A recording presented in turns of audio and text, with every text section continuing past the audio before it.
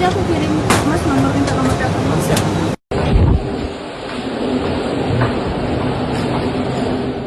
Aksi nekat seorang wanita yang menyamar sebagai pramugari maskapai penerbangan tanah air viral di media sosial. Wanita tersebut merupakan warga Muara Kuang, Sumatera Selatan dan tertangkap basah saat berada di dalam pesawat rute Palembang, Singapura. Informasi ini pertama kali dibagikan oleh akun X @ndy_manobal pada Rabu 7 Januari 2026. Demi meyakinkan penyamarannya, ia tampil layaknya pramugari sesungguhnya. Pelaku datang ke bandara mengenakan seragam pramugari lengkap, membawa koper, serta menggunakan ID card yang merupakan identitas awak kabin. Bahkan, ia membeli tiket dan berperilaku sebagai kabin kru aktif sehingga pihak penjualan tiket diduga meloloskannya karena mengira ia merupakan pramugari asli. Namun penyamarannya mulai terendus saat salah satu pramugari curiga dan mengajaknya berbincang terkait informasi internal awak kabin saat proses on-board. Ia tak mampu menjawab pertanyaan tersebut dengan meyakinkan. Kecurigaan semakin menguat ketika pramugari tersebut meminta ia menunjukkan ID card resmi sebagai awak kabin. Setelah dipaksa, diketahui bahwa ID card yang digunakannya merupakan desain lama yang sudah tidak dipakai sejak sekitar 15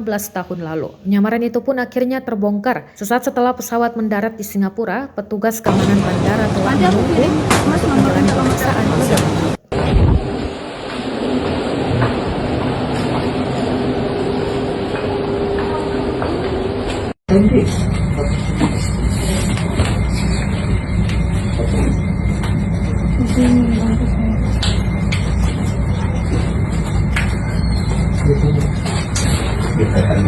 Saya Hairunisa, umur saya 23 tahun, asal saya dari Palembang.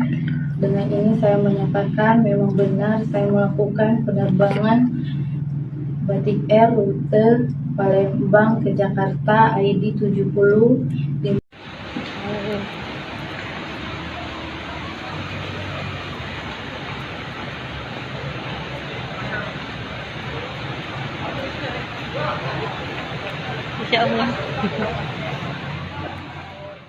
Download Tribun X sekarang, menghadirkan lokal menjadi Indonesia.